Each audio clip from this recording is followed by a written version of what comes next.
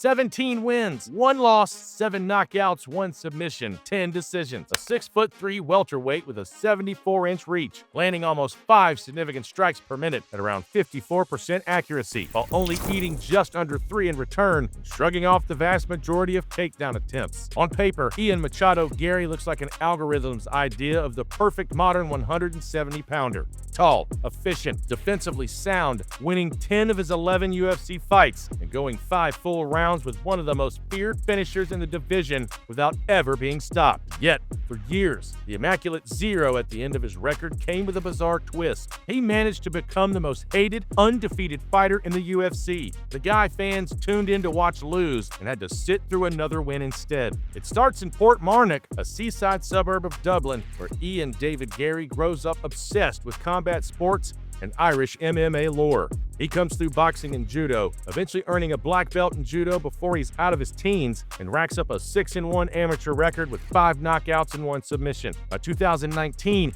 he's debuting in Cage Warriors, beating James Sheehan by decision and ripping off a highlight reel run, flying knees, head kick finishes, and finally a 5-round masterclass over Jack Grant at Cage Warriors 125 to take the welterweight title and go 7-0 as a pro. Even before the UFC contract is signed, British and Irish media are floating the phrase, the best Irish prospect since McGregor. I hit that guy hard. I hit him very hard.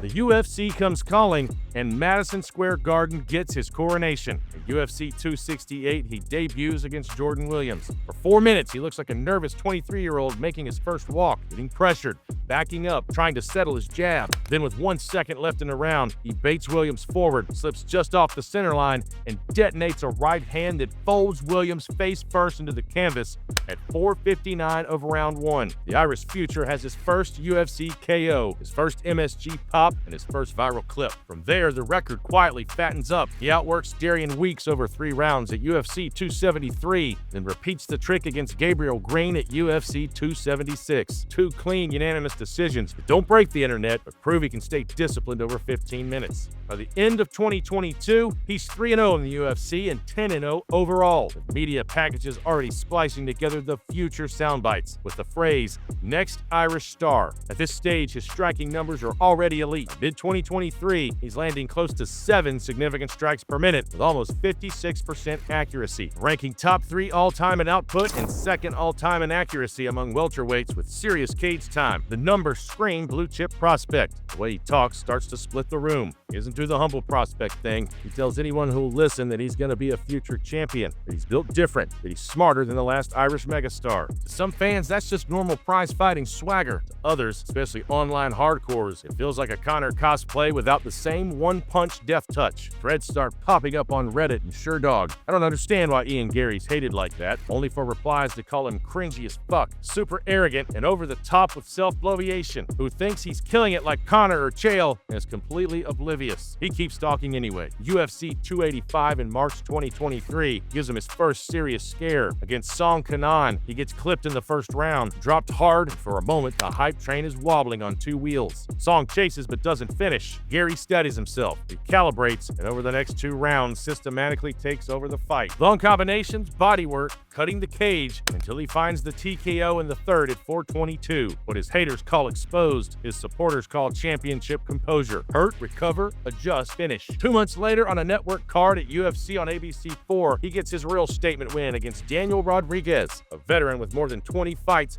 who'd never been knocked out before. Garry dials in from the start, using his length to probe with kicks and straight shots, then times a vicious right high kick that slams into Rodriguez's temple and sends him crashing down. A torrent of ground and pound forces the referee to step in at 2:57 of round 1, earning him a performance of the night bonus and one of the nastiest KOs of 2023. By the time he's booked with Neil Magny at UFC 292 in August 2023, he's 5-0 in the promotion, 12-0 overall, and his advanced metrics are outrageous. Significant strike accuracy north of 55%, top 3 output among welterweights, and opponents landing less than 3 sig strikes per minute on him in return. But Magny's the ultimate gatekeeper, the all-time leader in welterweight significant strikes, a guy who tends to make flashy prospects look very, very average. Instead, Garry absolutely dissects him. Over 3 rounds, he hammers Magny's legs with low kicks, dropping him multiple times, forcing stance switches and making him limp around the cage, just trying to survive. UFC stats have Magny landing barely anything meaningful, while Garry piles up damage to the legs and body in a lopsided decision to seize 30-26 scorecards and most dominant performance of his career headlines. I'm gonna whoop that ass on Saturday.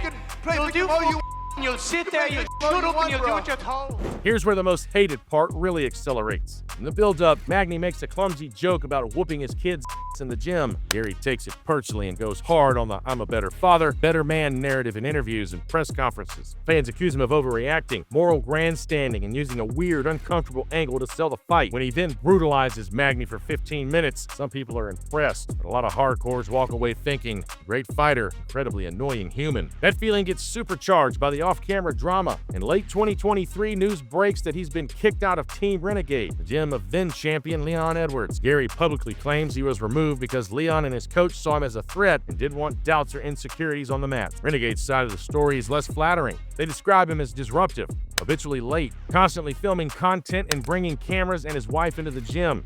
The Sportster later summarizes the criticism as tardiness, constant social media activity, and overall lack of discipline. Around the same time, fans dig up an old satirical booklet by his wife, presenter Layla Anna Lee, titled How to Be a Wag, an 11-page tongue-in-cheek guide to landing an athlete husband. With Garry being 14 years younger than her and taking her surname Machado, the internet goes into overdrive, accusing their relationship of being transactional and weirdly on brand with the book. Layla insists it was satire, but the damage is done. Memes, one-star Amazon reviews, and endless threads about his marriage flood social media. Add in Colby Covington's trash talk targeting his wife and Darren Till, publicly calling him possibly the fakest human on earth, fake beyond all beliefs, and the picture gets cemented.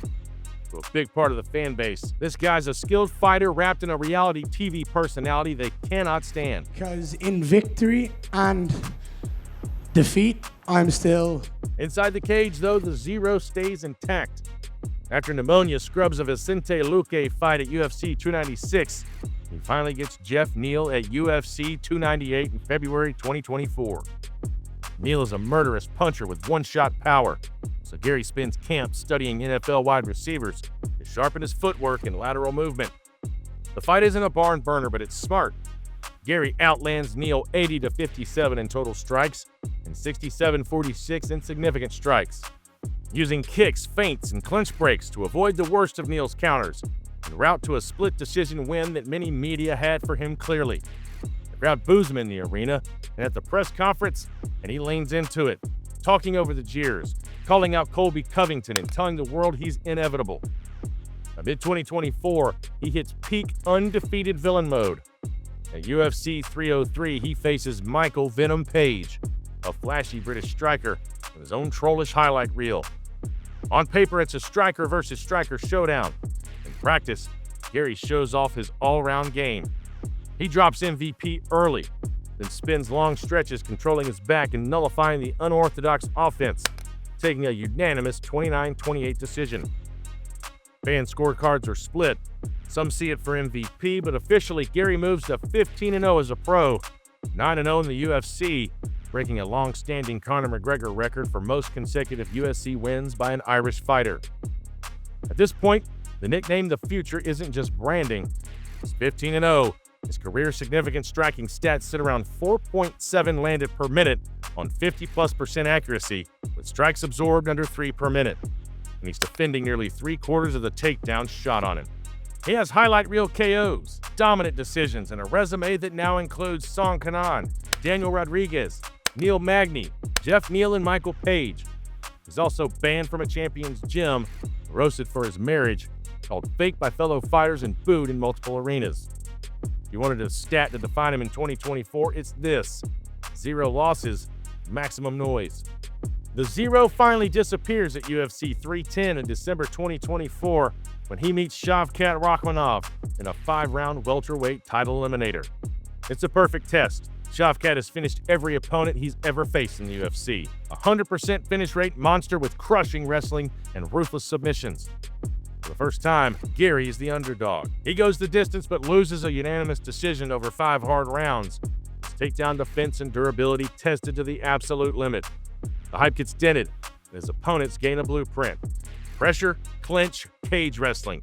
But the aura of being hard to hit, hard to hold down, and impossible to finish actually deepens.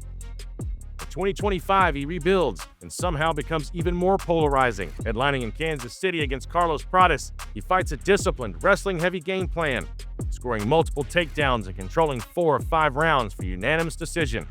48-47, 48-47, 49-46, improving to 16-1. Analytics pieces point out that his takedown accuracy is hovering in the mid-40s to mid-50s, and that he's quietly added an effective grind game to go with his slick outside striking. Then comes UFC Qatar on November 22nd, 2025. Belal Muhammad, the former champion, the man who once dethroned Leon Edwards, standing between Garry and a likely title shot. Ian Garry, you picked the wrong guy. You picked the wrong date, November 22nd. Over 3 rounds, Garry relentlessly hacks at Belal's lead leg, mixing in jabs and combinations while stuffing or scrambling out of most grappling exchanges. 2 judges score it 30-27, one has it 29-28.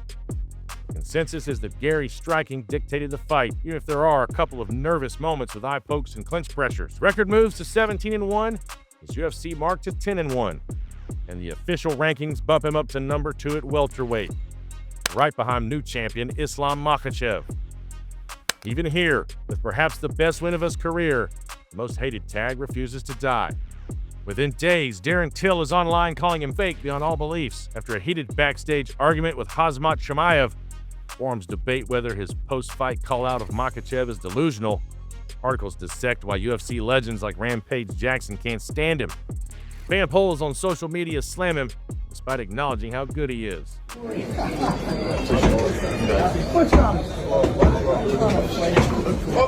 At the same time, analytics sites continue to highlight the cold numbers.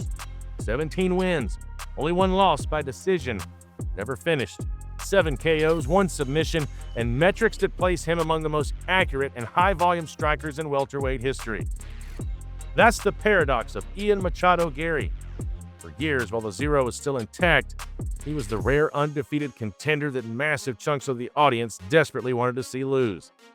They hated the rehearsed-sounding trash talk, the influencer energy, the wag discourse, the gym band drama, and the way he talked about other fighters like Leon Edwards, not just his rivals, but his spiritually lesser. But every time he stepped into the cage, the record, the stats, and the outcomes kept demanding respect. Comebacks after knockdowns, domination of veterans like Magny, first-time ever knockouts like Rodriguez, smart, low-damage decisions against dangerous hitters like Neal and MVP, and now hard, grinding wins over Prates and Belal Muhammad that can prove he can swim in deep water. So when you slap the title, the most hated undefeated fighter in the UFC, on Ian Garry's story, you're really talking about that long, tense stretch from his 2019 debut to late 2024, a span where he went 15-0, racked up 9 straight UFC wins, posted some of the best striking numbers the welterweight division has ever seen, big fights with champions and legends, and somehow made half the fan base want to see him humbled more than they wanted to see him hold a belt. The undefeated part technically is gone now. The hate, the numbers, the fascination when he walks to the cage either to get exposed or to prove everyone wrong again, those are very much still there.